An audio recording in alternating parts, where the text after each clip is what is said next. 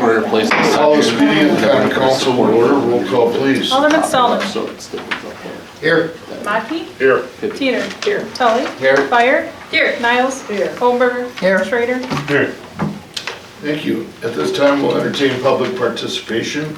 Anyone who'd like to address the council, may please come and do so from the podium. Then please state your name and address and reason for appearing. Anyone? You go first. I go first? Yeah. Okay. All right. I'm Jill Serino, 427 East Linden Drive, Jefferson. Having attended multiple city council meetings in recent months, I am appreciative of this opportunity to express thoughts in regards to the city's ability and willingness to reach out to the community in efforts to seek input and build trust among constituents. You have and are going to be making big decisions that will dramatically impact our city of Jefferson. And I'm here to encourage you to offer more opportunities for the public to hear about and be a part of those decisions. How did you inform residents that you were currently in the budget process? I'm sure legally you did a public notice somewhere. Was it just the bare minimum? Had I not attended the November 4th meetings, I wouldn't have known about it, but I would have known about Fort Atkinson's. Public hearing set for 2026 Fort Atkinson city budget. Fort Atkinson residents and business owners have a chance on Tuesday to share with the city council their thoughts on the proposed 2026 budget. And then it goes on to talk about the capital improvement plans for the next 5 years. A few days later, front page, council hears the 2026 budget presentation. Both are full of details and encouraging residents of Fort Atkinson to come. I'd like to remind you of the wonderful turnout for the Stop and Bop workshop where residents could offer input. An article on the front page of the Daily Union, email blasts, postings on websites had a huge impact on the number of people who attended. I love listening to and watching the collaboration, the bringing of community together in a planning session that would have a meaningful impact on their lives. Can we do the same type of collaboration as we plan for Jefferson? Just even a few casual meetings where residents are invited to share their needs, concerns, and visions for Jefferson. Actual back and forth discussion that says to residents, we want to hear about what you'd like Jefferson to look like in 10, 20, 30 years and beyond.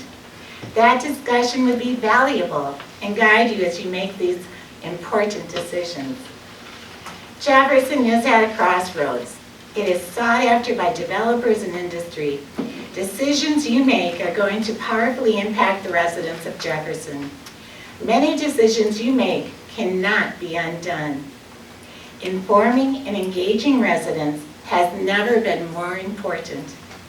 I notice that multiple recent council meetings have now been posted on the Jefferson Community Television site. That is a great start. Those videos are important. Not everyone can attend or remembers to attend these meetings. How convenient to have them available for anyone at any time. Is it possible to have the committee of the whole meetings as well? The information that was shared on November 4th at 5:30 was much more detailed and informative than even the council meeting.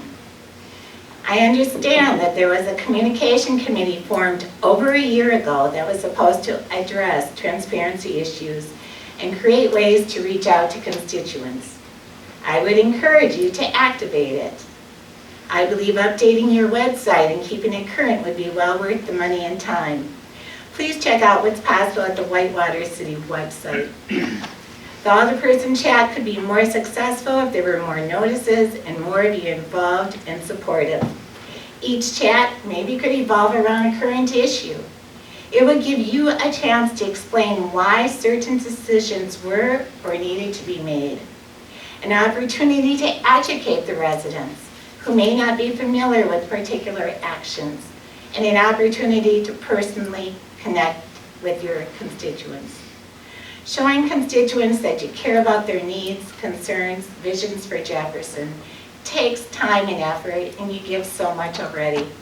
But the payoff is the trust that is generated in city government. Thank you for letting me speak. Thank you, Jill.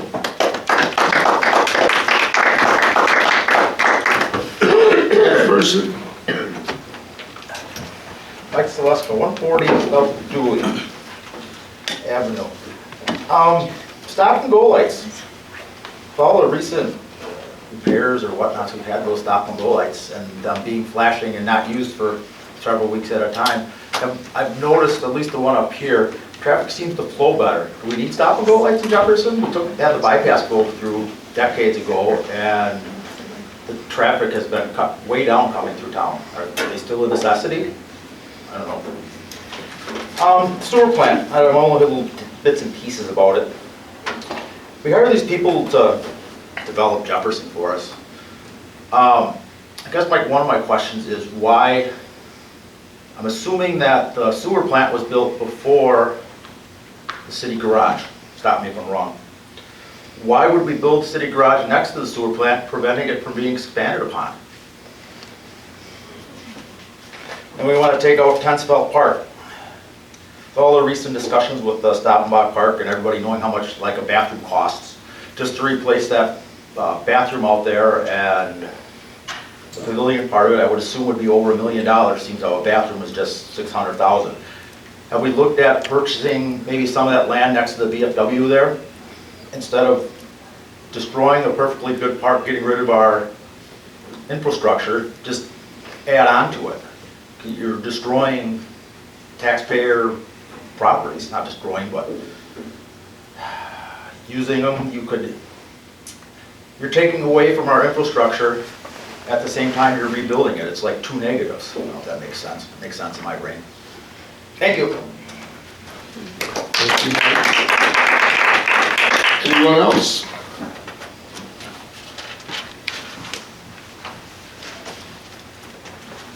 Tom Meinl, 415 East Linden Drive.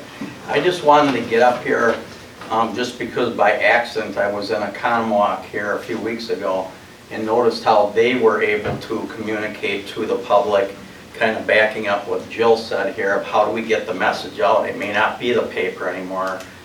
There's many other options, but I want to at least pass these around because they had some really neat ideas with some permanent fixtures downtown that they could put up different banners at different times. You know, putting the announcement out that this is a big thing going on in the city, as in like the meetings that we say we're missing and not getting the information out. So might be worthy of taking a look at that and finding a location in our city where it could be continually added, and for the cost of a little banner to be put up there to let people know that's driving by. I think it might be a much better choice than this small sign that's sitting out in front here, which is very hard to read at this time. So just throwing in my 2 cents. Hopefully it will help and we can guide this city a little bit better. Thank you. Anyone else? One more call. Anyone else? No? Okay.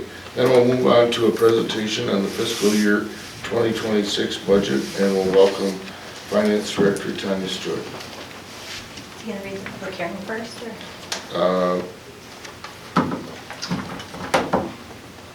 sorry.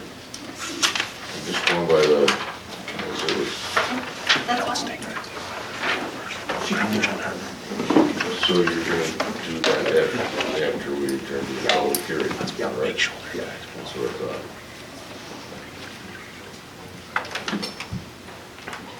Well, this is something we're past here.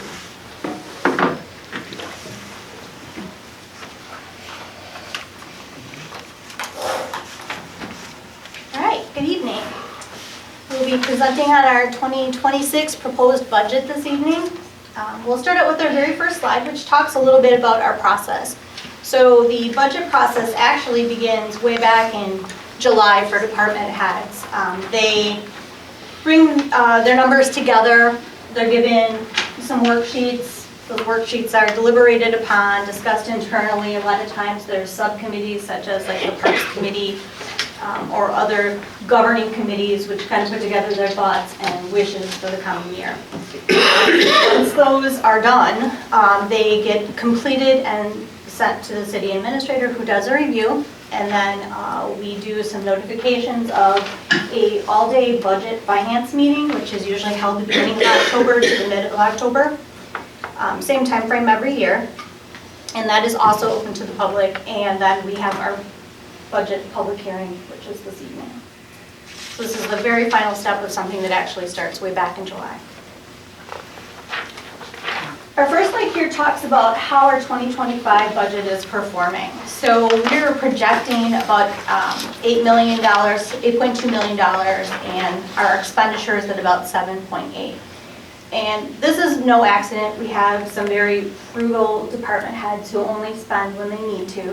We have good performance, especially this year in some of our revenue categories. Our EMS has done pretty well, which is good because their associated costs are also up. And we have also experienced some higher than average building permit years. And even though we had to change some of our building permit structure, we're still benefiting from those good permit revenues.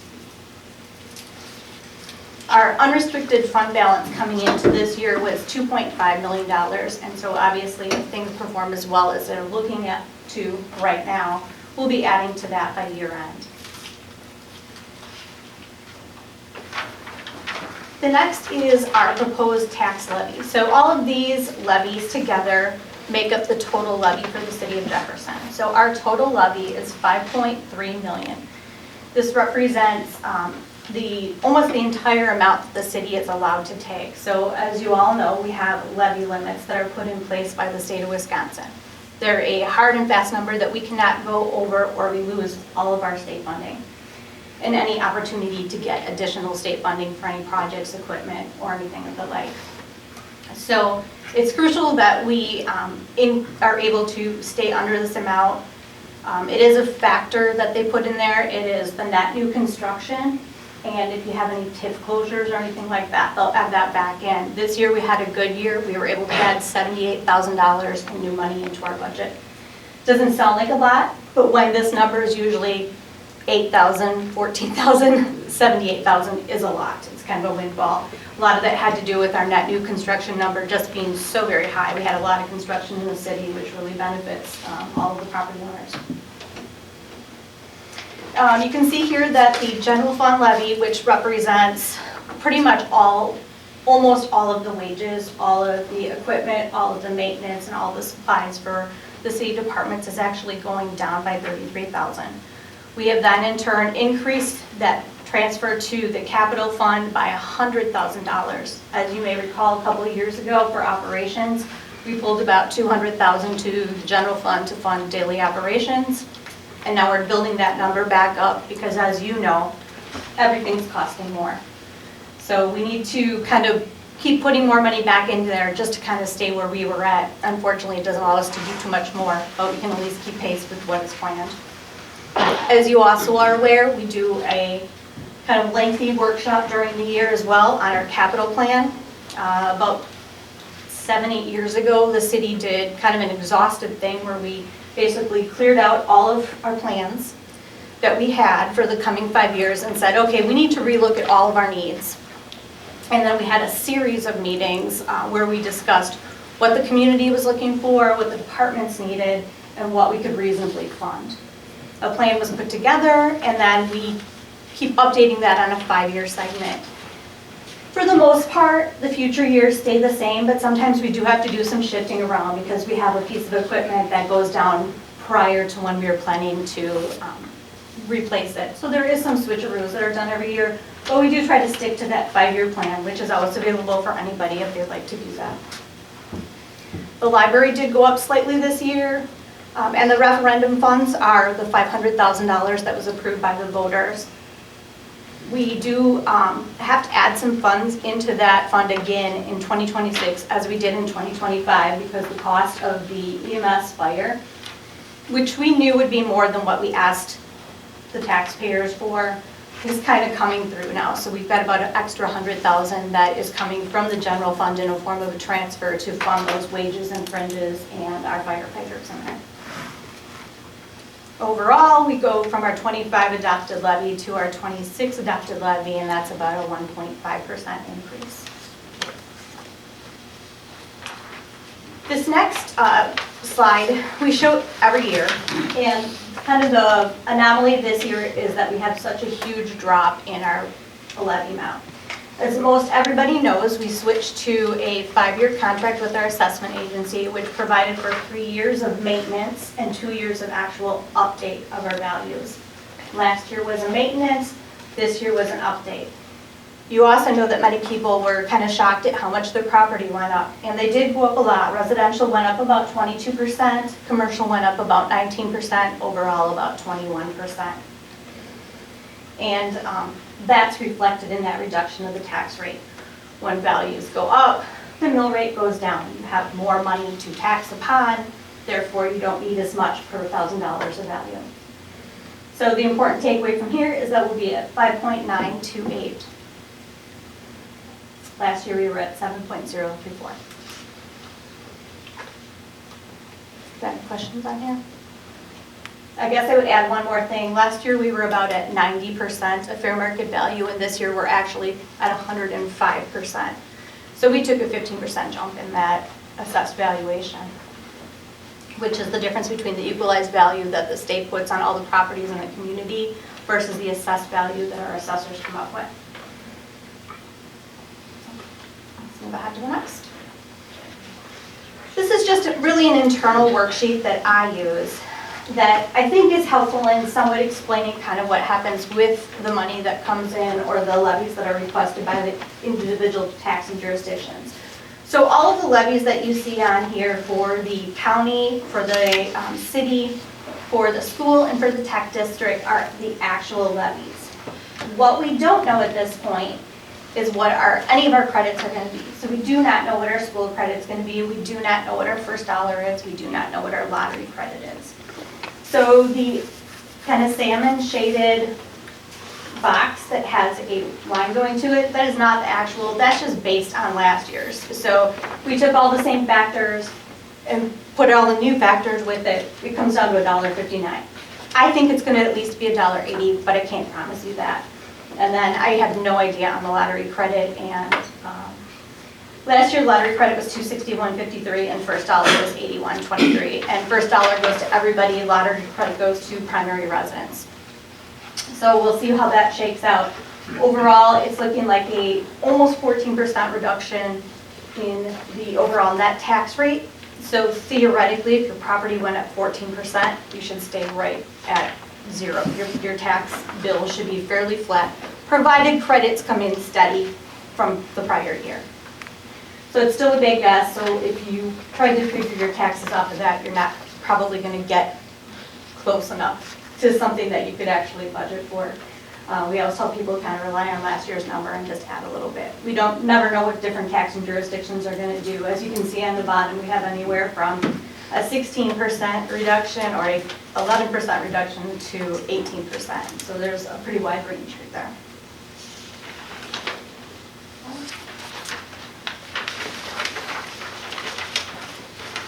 All right, so now to all fund spending. So you can see that we've got a $1.9 million decrease in overall spending proposed going into 26. This is mostly due to the work that we do on our TIF districts. We had Kikoman last year. That was included in this chart, or the chart that we'll see in the next slide. And that's really what drives that number. It's just large projects, typically, large equipment purchases.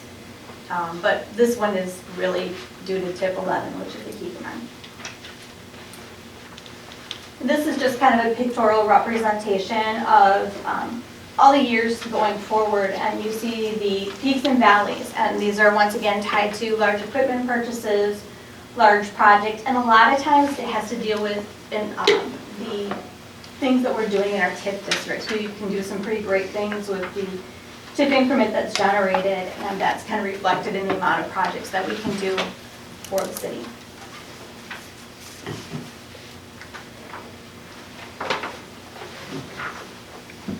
So our assumptions and highlights for the 26 budget. So we are planning on providing the exact same services in 26 that we provided in 25. We do not have to cut any positions, but we are also not adding any new staff. The budget includes a 3% increase for staff, provided there's successful performance appraisal. We're on our second year of our police contract, and the volunteer firefighter compensation is funded at $100,000. This is in a combination of in Fund 31, which is the referendum fund, as well as in the general fund in the fire department budget. There's some in each location. Health insurance, the city will be funding a portion of the health insurance, and it's paired with an HSA. Funding for the HSA from the city will be at the 22 level, and the IRS deductible for 26 is $3,400.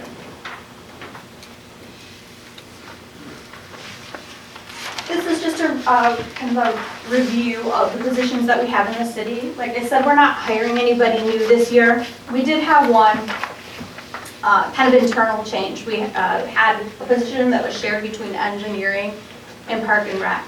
And while that position duties have not changed, instead of just budgeting for it in those two other budgets, we moved them into the general fund.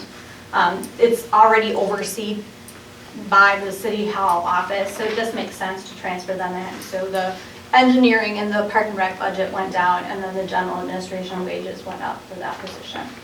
But no change in the way that position functions, it's just how it's being budgeted for.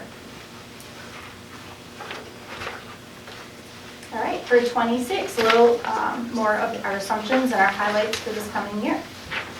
So the budget before you tonight includes $33,000 in emergency funds, basically. Yeah, they're called miscellaneous, but they're really emergency funds. We have to replace a computer, we have an HVAC unit go down, we have a garage door that won't open. This is where we can fund those extra projects out of without having the individual departments really go over their exceeded budget that they were approved at, the number that they were approved at. The next is expenditure restraint. Our anticipated expenditures, less our debt service increase, was $326,740, or 3.72% over the prior year budget. And the city needs to be under 3.8% to qualify for our expenditure restraint payment, which is about $105,000. The prior year was 4.1, so we are seeing that trend down. Once again, that's a combination of our net new construction as well as consumer price index.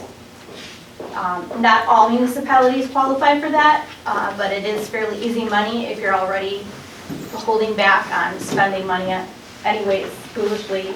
So it makes sense for the city to be able to keep its extra revenue by just keeping our expenditures low as we can. Shared revenues, our 26 budget, our 26 budget includes additional $30,000 in shared revenues this year, which is a welcome sight since for many years we actually had declining shared revenue. So that is a good bonus to our budget. And personal property was removed from the tax rolls. So now we have an additional intergovernmental revenue line item for the funds that the state compensates municipalities for the removal of that tax from the roll. All right, so 2026 additional information on the adopted budget versus their 26 budget. Last year we were at 8.3, this year we're at 8.5, and this is an increase of $224,000 or about 2.6%. Our net transfers went up about $5,000, which is all attributable to our debt service payments. And that's actually $5,100. As you guys learned tonight, our taxi program, I don't know what we're going to do. I don't know what path the council's going to choose for it, but it is constantly costing the city more money to run the taxi. We have a transfer plan for $40,000. That will not be enough to cover the deficit that's going to run in that fund. So we'll need to look at a combination of hours as well as fare box rates to try to close that gap. We'll never close the gap, but I don't think that it's sustainable to keep having to put as much money into the taxi fund as we currently are going to have to keep the fund positive. So that's gonna require some creativity going forward and some working together with the taxi company to figure out something that's gonna work best for Jefferson.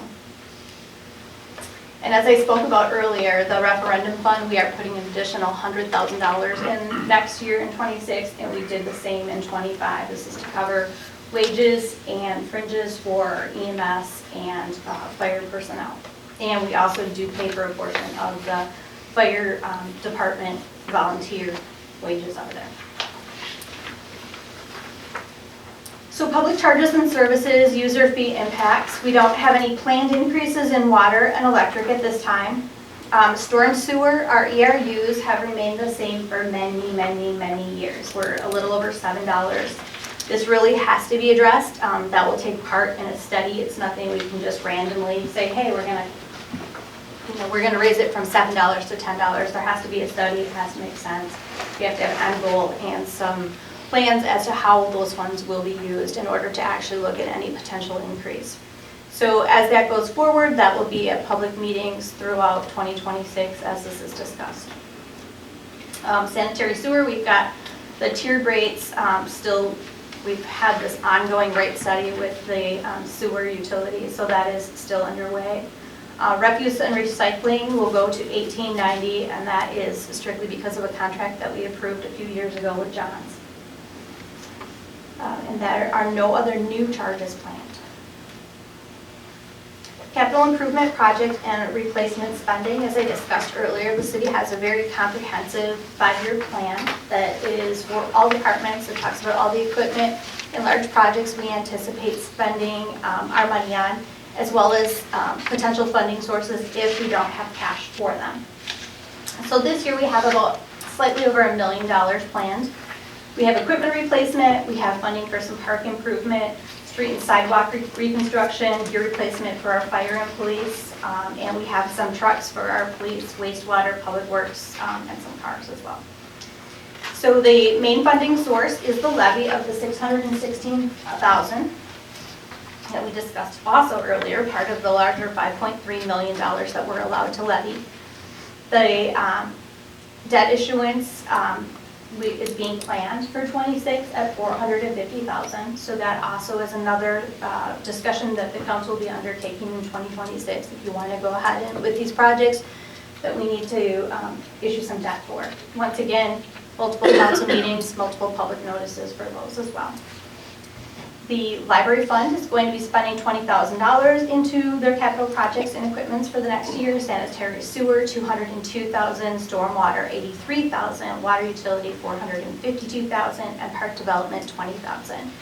The sanitary, storm, and water really work together with general fund monies that are in the capital fund, and those basically are funding street construction projects. We try to do everything we possibly can in a street if we're replacing it, so that we don't have to go back in 5 years and replace a utility or something and tear up a perfectly wonderful street that we had just rehabbed. So the next two are just kind of, slides are just kind of pictorial views of the actual projects and equipment that are planned for the coming year. Once again, this has been presented at council numerous times, discussed at meetings prior. I will, just because of the past few months, I will say that the Parks Department has a project in here for starting to replace the riverfront lighting, one field. And then there's a mower replacement in there, and there's a JFAC or Aquatic Center feasibility study. So that is what's being funded for the Parks Department in 2026 out of the capital improvement plan.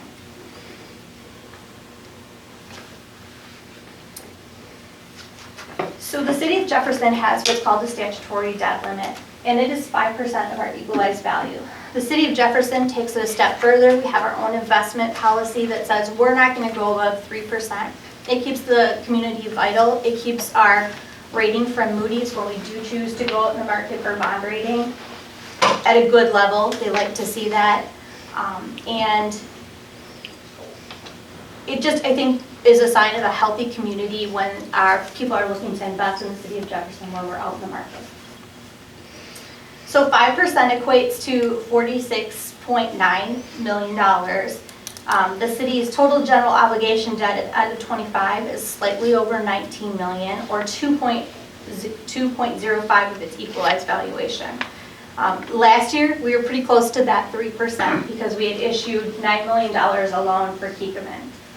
A vast majority of the city's obligation debt is aggressively scheduled for 10 years or less, and the city's issuance of our TIF number 11, which is the Kikkoman area, has cut into the city's overall debt capacity.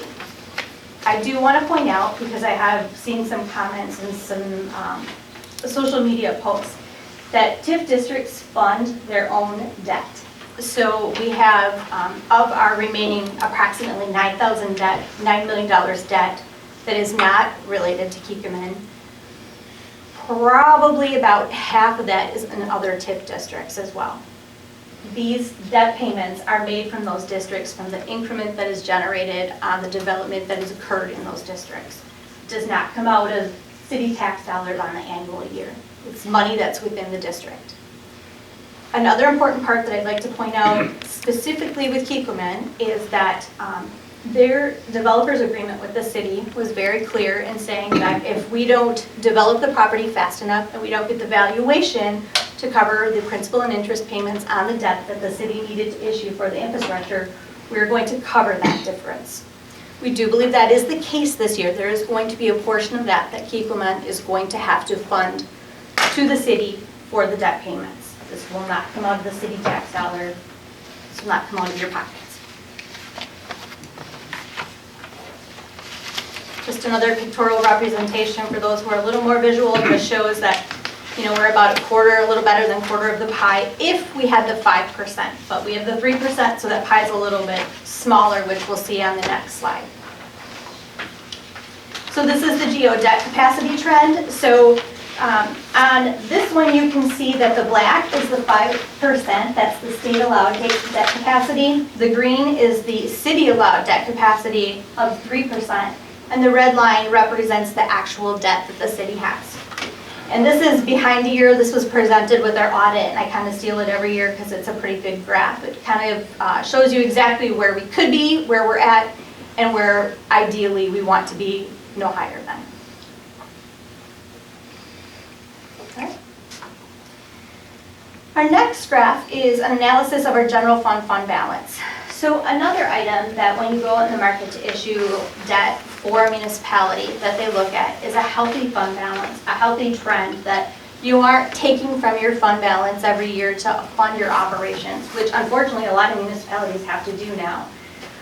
So in the city, we've been very fortunate. We've been able to keep our debt capacity protected because we've been able to fund projects and equipment out of surplus returned from our annual budgets. So when your department heads are restricted in what they spend and only spend what they need to, that money returns to the taxpayer, and then additional projects or needs for the community can be identified and then approved by the council with using those funds. That's also something that's in the city's investment policy that says, hey, the council can choose to use these surplus funds how they would like to, with 2/3 of a vote. And obviously, in the past few years, you've been able to do some pretty neat things with some of the monies that have been left over from the annual budgets that have really been nice for the community. All right, historical equalized value trend. So we just talked about a little while ago that we had a 5-year assessor contract. 3 years are just maintenance, and 2 years we actually revalue the properties up to 100%. Every year we hear that our properties aren't worth it, this isn't what the market says, and certainly there are some cases where properties probably aren't placed where they maybe should be, and then they can be revalued. We have open book processes, we have board review processes. This information is sent out on social media, it's put out on our website. We also maintain a list here in the office of anybody who would like to contest any of their assessments. We keep a list, and then when we know those dates, we physically call everybody and give them those. So there are methods to look at your property values if you do not feel they're equitable. Properties do When the assessor goes out and assesses this properties, he uses what's called an arm's length transaction. And while there is no official definition by the DOR of what an arm's length transaction is, it's most likely somewhere between 6 to 9 months prior. So this year's taxes are based on the 1/1/25 value of people's property. So this year's value that your taxes you're being paid on are actually based on, it could be a sale of a home that occurred in March of '24. Homes are classified into different groups. If you have a 2-story, you're going to be clumped with 2-story sales. If you have a ranch house, you're going to be clumped with the ranch house sales. They come up with an average, throw at highs and lows, and then they come up with a per square foot value.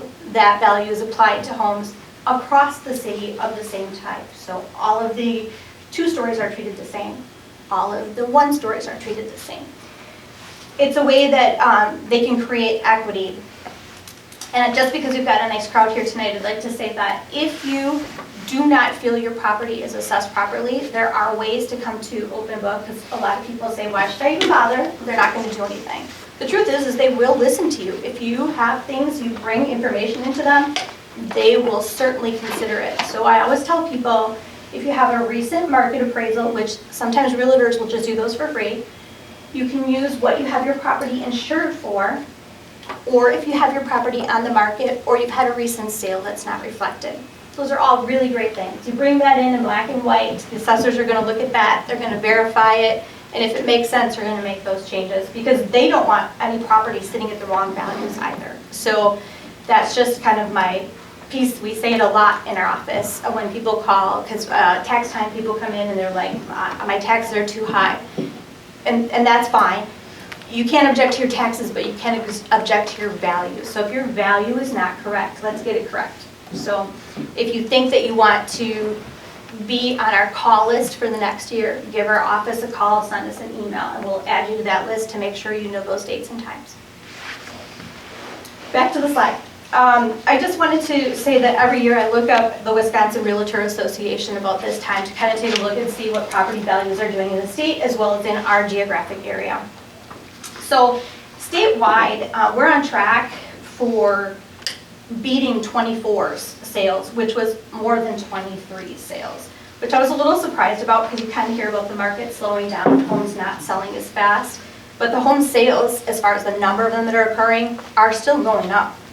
So, and then the other factor that they look at is the cost, the amount that people are paying for these homes. And statewide, that's also on a path to be higher than what 2024 is by $17,000 for statewide. If you go regional, the numbers end up being a little different. We're grouped into a region that goes from us here west all the way to the Mississippi. So we're kind of considered part of the Madison area. So some of those numbers are going to be a little bit higher, but actual sales and cost of those homes are higher in both categories than they are statewide. All right, and our final slide. So the proposed 26 budget continues everything that you're used to this year. We're not cutting any services. As the year goes on, we may add additional services. There's none identified at this time. But there's things that we can do with existing staff to create additional services if needed. The 2025 city tax rates proposed a decrease of 15.72 or 1.06 cents per 1,000 of value lower. And that does include the $500,000 in referendum funds. Properties were given a full reval this year, 22% on average change for residential, 19% on average for commercial, which worked out to a little over 21% overall. The budget provides for a 3% increase for employees meeting employment standards and additional funds for adjustment based on the recent professionally completed market analysis if the council deems that to be appropriate. Implementation of the city's capital improvement plan with approximately $82,000 in undesignated funds, which can be used for capital overruns or an additional project or equipment purchase if our projects come in on level. Our proposed fiscal year 26 budget maintains our city's positive financial trend, and we would like to hear your questions, and if we're all good, we'd like to ask for your approval this evening. Thank you, Tanya. With that, we'll move on and adjourn to the public hearing aspect of this. I'll entertain a motion to adjourn to a public hearing on the 2026 general special funds, water, storm sewer utility, and wastewater utility budgets, and the adoption of 2025 general special funds, water, storm sewer, and wastewater utility levy budgets. I'll call the public hearing to order and ask the city administrator to read the notice of public hearing. City of Jefferson notice of public hearing on 2026 city budget. Notice is hereby given that the Common Council of the City of Jefferson will hold a public hearing on the proposed 2026 city budget on 18 November 2025 at 7 p.m. in the council chambers of the Jefferson City Hall located at 317 South Main Street, Jefferson, Wisconsin. Interested persons are invited to attend the public hearing. Citizens will be given an opportunity to present written and oral comments and ask questions regarding the proposed budget.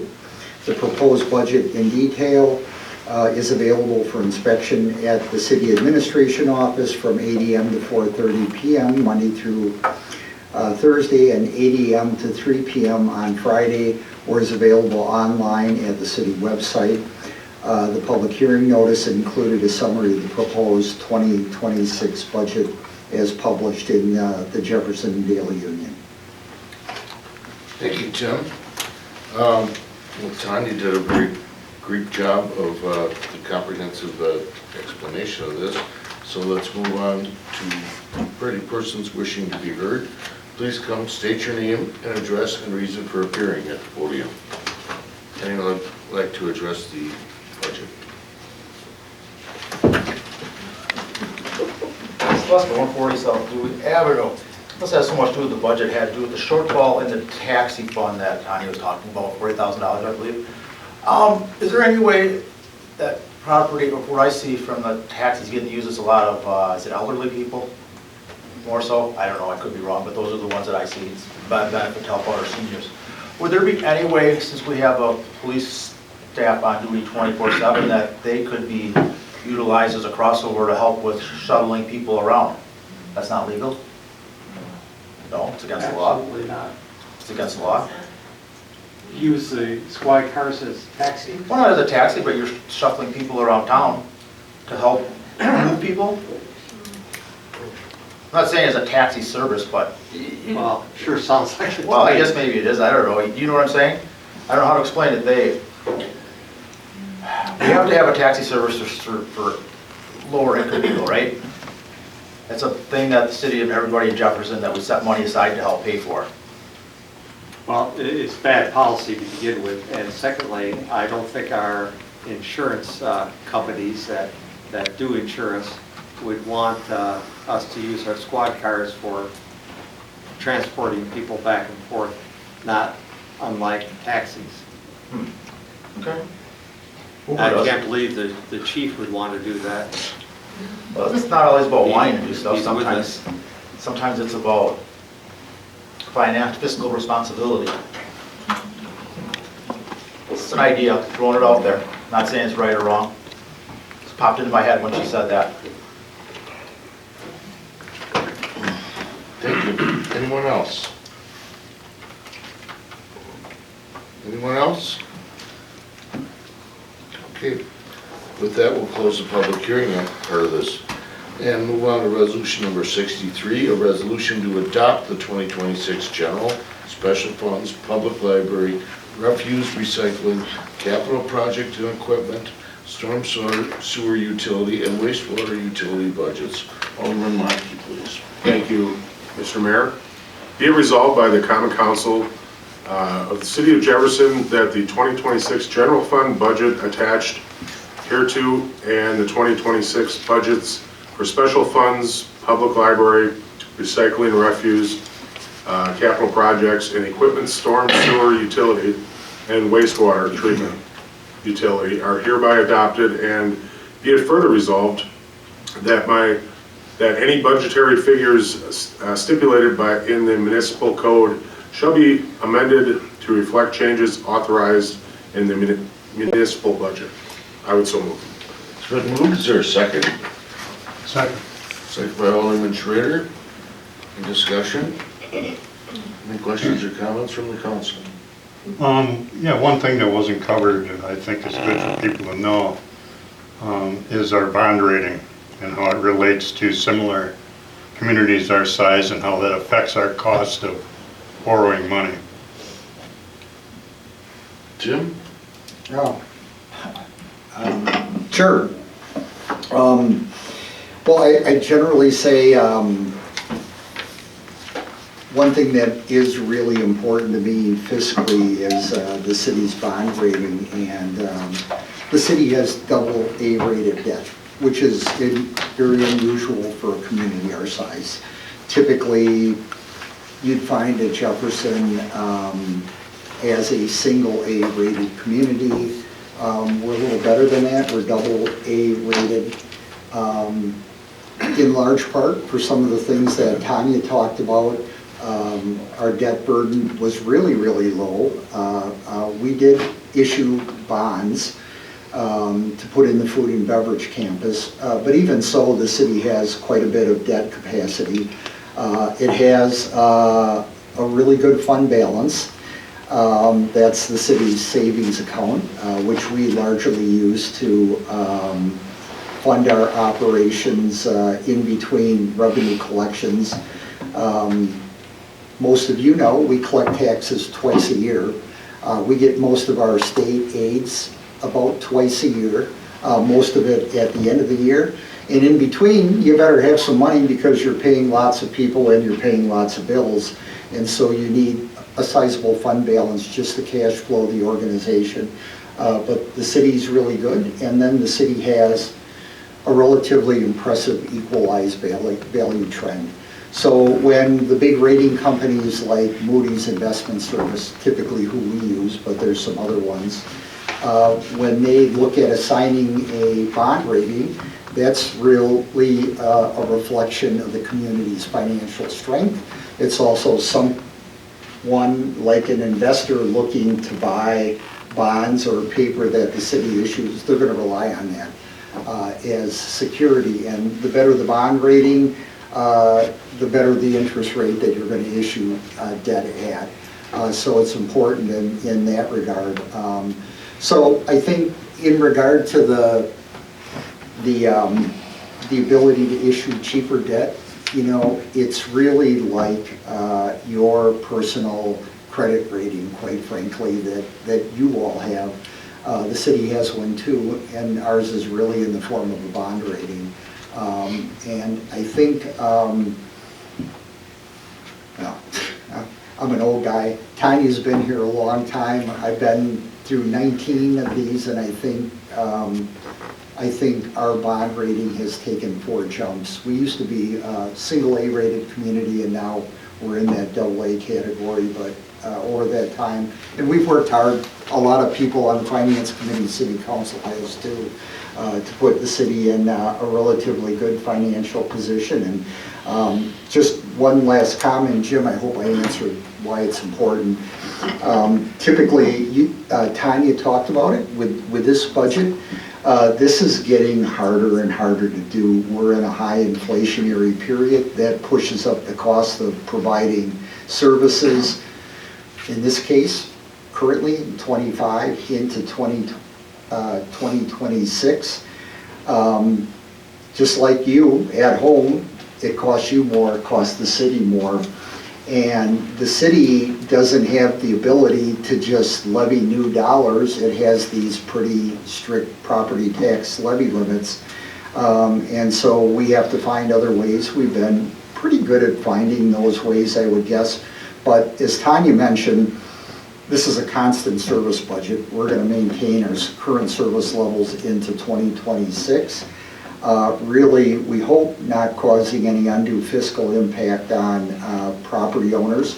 We try to alleviate that to the extent possible. But the best part is we're doing that and we're not walking the city's financial position back. That's a pretty common thing these days. I think if there were surveys of the fiscal health of communities with levy limits, it wouldn't necessarily be positive on a statewide basis, and, we've been largely able to avoid that. That'll get trickier for the community going forward, but at least for the time being, it maintains the city's financial position generally in relatively good order. Thank you. Anyone else? Just a quick question, I'm not sure whether it's proper to Tim or Tanya. It looks like one of the rising costs in reviewing the numbers in the budget is health insurance, which is consistent with national norms too. And I noted that apparently we used to be part of a consortium with other communities, and that's not going to happen again. Is there a particular reason? What's the reasoning behind that? And is it something that we should look to in the future as a way to try to bargain down our rates? Sure, do you want me to take it, or do you want to take it? Yeah, you're more interested than I am. So yes, so we were with the state plan for many years, and the state plan actually got unaffordable. You're grouped with a lot of municipalities, and you're also grouped with all their experience. So their bad experience affects you. So even if we have a relatively healthy workforce, you're paying for other claims as well. So we looked to get out of that, and the county and Dodge County and several other smaller municipalities in between decided, hey, yeah, we're going to try this consortium. And that worked for, I think we had that for 3 to 4 years. They gave us a rate lock for 3 years, and they gave us a pretty good rate the first year. Our final year, it took us all the way up, and then the next year, the county had some bad experience. And it really made sense for us to get out of that consortium because our premiums were going to go crazy if we didn't. So we've been on our own for a couple of years, and this year the rates actually came back really good. We were under 6%, which is kind of unheard of. So our rates this year are really good. Doing the high deductible plan saved the city a whole bunch of money. So I think we actually went like almost 5 years before we hit the amount that we were paying after when we instituted the high deductible plan. So we went from a full coverage plan to a high deductible, and it took us almost like 5-6 years till we got back up to what we were paying 5-6 years prior. So we have made the concessions that we could, still providing good insurance, so we're marketable to employees. But yeah, it's always every year. We're very concerned about it. But this year we had a really great rate. So it was better to get out of the consortium? It was, and if it ever would prove good to go back into it, I mean, it was looked at again this year, whether it paid to go back into a consortium, and it did not. And I'm assuming the high deductible plan, that's part of the reasoning behind why the city is contributing to the HSAs, the health savings accounts? Yeah. To help Yeah. offset the cost of the Yeah. deductibles? Yep, so the way it works is the city employees pay a portion of the premium, and then they have a portion of the majority of the deductible. But it is nice that the city still is able to contribute a little bit to that HSA. Thank you. Yeah. Any other questions? I just have one, considering the large numbers we've been talking about. But one number that popped out when I was at home going through all this, why was there a decrease from payments from the utilities of $30,000?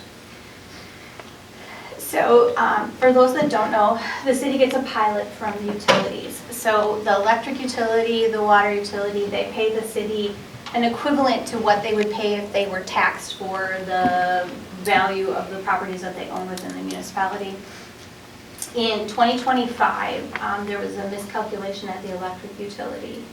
And so the amounts that we were expected to receive in 25 ended up being significantly less.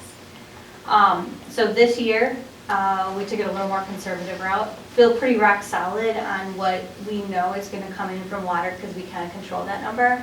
And then I just kind of floated a number to Baker Tilly, who does our auditing, and said, hey, what do you think about this number for the electric utility this year? They said, we think that this is safe. So it could turn out better than my projection. I would rather be conservative than overestimate, have the problem that we had this year.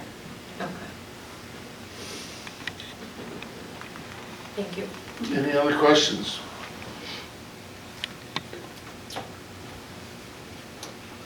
Well, I bring it up every year, but it should be noted that Jefferson's budget is built without a wheel tax. which some neighboring communities have used as an additional revenue generator to the extent of hundreds of thousands of dollars. So we've been able to do this and hold taxes lower by resisting the urge to charge everybody an extra $20 per vehicle. If there are no other questions or comments, thank you very much. Bless you, Chief. Thank you. Thank you very much, and we appreciate your good work and Tim and everybody and our staff. With that, we have a motion. Yep. And a second. There are no other questions or comments. We'll call a question on resolution number 63, approving the general special funds, public library, refuse recycling, capital project and equipment, and storm sewer utility and wastewater utility budgets. All in favor, please signify by saying aye as your name is called. No if you're opposed. Alderman Mackey. Aye. Teeter. Aye. Kelly. Aye. Meyer. Aye. Niles. Aye. Hohenberger. Aye. Schrader. Aye. Stallman. Aye. It's unanimous. Thank you. And thank you again for your good work. We appreciate it. Great explanation. Resolution number 64, a resolution approving the 2025 tax rate and the 2026 tax levy. We might just come back for a brief explanation of how we tax in one year and pay it in the other year. But I'll ask for that resolution to be read, please. Thank you, Honorable Mayor, council members, and citizens. Be it resolved by the Common Council of the City of Jefferson that the 2025 General Fund Property Tax Levy for the municipal services of 2026 in the amount of $3,682,075 and the 2025 Public Library Fund Levy for 2026 service in the amount of $546,275 and the 2025 Capital Project and Equipment Fund Levy for the 2026 in the amounts of $616,050 is hereby approved. And be it resolved that the public safety referendum is hereby approved by the voters in the amount of $500,000 is included in the proposed levy for the 2026 to offset fire and EMS expenses. Be it further resolved that the following tax rate is hereby adopted. City of Jefferson, $5.928265,730. I would so move. It's been moved. Is there a second? Second. Second by Alderman Tully. And before we get into questions or comments, Tim, just give us a brief recap of how the tax season works. Right, so Peggy just read a resolution that dealt with the 2025 property tax levy. Even though those taxes will largely be paid in 2026, the best way to think about it in Wisconsin, taxes are levied about a year in arrears. So the property valuations that help make up that tax bill go all the way back to January 1 of 2025 that are used to calculate the 2025 tax levy, which you're going to consider tonight for taxes payable in 26. So think of it just in terms of we levy in Wisconsin taxes about a year behind. Thank you. Any questions or comments from the council? Hearing none. All in favor of the resolution, please signify by saying aye as your name is called. No if you're opposed. Alderman Teeter. Aye. Tully. Aye. Meyer. Aye. Niles. Aye. Hohenberger. Aye. Schrader. Aye. Stallman. Aye. Mackey. Aye. Okay, it's unanimous. Thank you. Resolution number 65, tonight's consent agenda. Alderwoman Teeter, please. Thank you, Honorable Mayor, citizens of Jefferson and City Council members. Be it resolved by the Common Council of the City of Jefferson, Wisconsin, that the consent agenda for November 18, 2025 is hereby adopted. Vouchers payable for the November payables in the amount of $839,629.96. November manual checks in the amount of $7,912.45. payroll summary for November 14, 2025 for the amount of $208,325.68. Council minutes for November 4th, 2025 of the Common Council. And licenses approved from the Regulatory Committee are 2 operators licensed for 2-year new operations for Town and Piggly Wiggly. I would so move. It's been moved, is there a second? Second. Second by Alderwoman Byer. Any discussion? The operators license were approved in our Regulatory Committee. Thank you. Any other questions or comments? Hearing none, all in favor of tonight's consent agenda, please signify by saying aye as your name is called. Alderman Tully. Aye. Byer. Aye. Niles. Aye. Hohenberger. No as to Northern Lights drone shows, aye as to all else. It's a $6,000 check issuance. Stallman. Aye. Mackey. Aye. Teeter. Okay, thank you, it You passes. don't have me down. Schrader. Schrader, aye. Thank you. Thank you. I'm sorry. No problem. Okay, all right. Resolution passes. Resolution number 66, a resolution to authorize an unbudgeted expenditure for emergency dock repairs at Rock River Landing Park and allocating funds from the River Improvement Fund. Alderwoman Niles, please. Thank you, Mayor Opperman, citizens of Jefferson, council members. City of Jefferson Resolution Number 66, a resolution authorizing an unbudgeted expenditure for emergency dock repairs at Rock River Landing Park and allocating funds from the River Improvement Fund. Whereas the City of Jefferson operates Rock River Landing Park, which includes public dock facilities for community use. And whereas a section of the dock at Rock River Landing Park has sustained damage in the form of a cut or gash that negatively affects the accessibility and safety of its users and also compromises the rest of the dock sections. And whereas this dock repair was not included in the current year's budget and constitute an unbudgeted expenditure. And whereas the City of Jefferson maintains a river improvement fund, which is funded through the boat launch fees that are segregated from general fund revenues. And whereas the River Improvement Fund is designated for repairs, enhancements, and capital improvements related to river facilities. And whereas the Common Council finds that allocating funds from the River Improvement Fund for this repair is consistent with the intended purpose of said fund. Now, therefore, be it resolved by the Common Council of the City of Jefferson, Jefferson County, Wisconsin, that the city is hereby authorized to expend funds not to exceed $5,400 from the River Improvement Fund for the repair of the damaged dock section at Rock River Landing Park. I so move. It's been moved, is there a second? Second. Alderwoman Teeter seconds. Any questions or comments? Chad did discuss this with us at the Finance Committee, and it did fit with all the components of the River Improvement Fund, and it was approved unanimously. Okay, thank you. Any other comments or questions? Is it something that needs to be done right now? Is that going to be done right now, Chad, to make sure it's done for the winter? Yes, it'll be done before the winter. The particular components that need to be replaced are currently in stock. Okay, great, thank you. Okay. Any other questions or comments? Hearing none, all in favor of approval, please signify by saying aye as your name is called. Alderman Byer. Aye. Niles. Aye. Hohenberger. Aye. Schrader. Aye. Stallman. Aye. Mackey. Aye. Teeter. Aye. Tully. Aye. It's unanimous, thank you. Resolution number 67, a resolution authorizing the purchase of equipment with auction proceeds.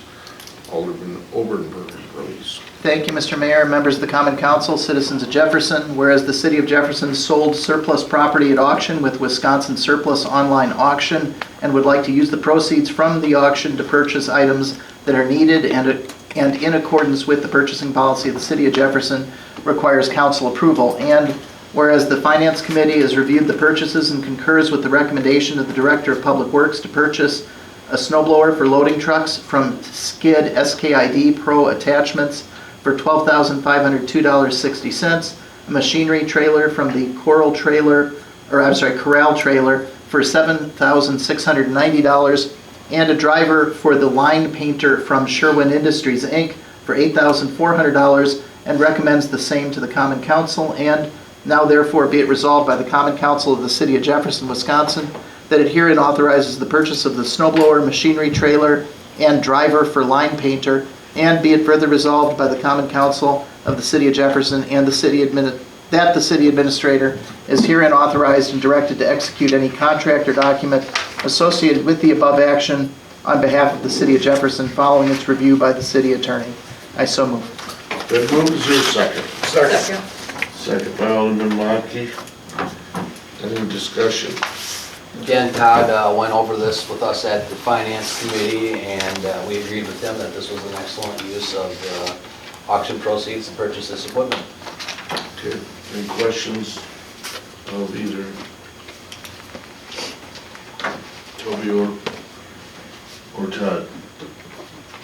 Nope. Okay, so this is, Todd, you pointed out in finance, this is kind of a net zero, right? Correct. Buying some equipment that we need that we won't have to budget for at a later date. That's the proceeds from the auction. And we sold excess equipment. Correct. If there are no questions or comments, all in favor of resolution number 67, please signify by saying aye as your name is called. Alderman Miles. Aye. Hohenberger. Aye. Schrader. Aye. Stallman. Aye. Matkey. Aye. Peter. Aye. Tully. Aye. Meyer. Aye. It's unanimous, I'll entertain a motion to adjourn. So moved. Second. Voice vote, all in favor of adjourning, please signify by saying aye. Aye. Thank you. We are adjourned. Those are the movie ones.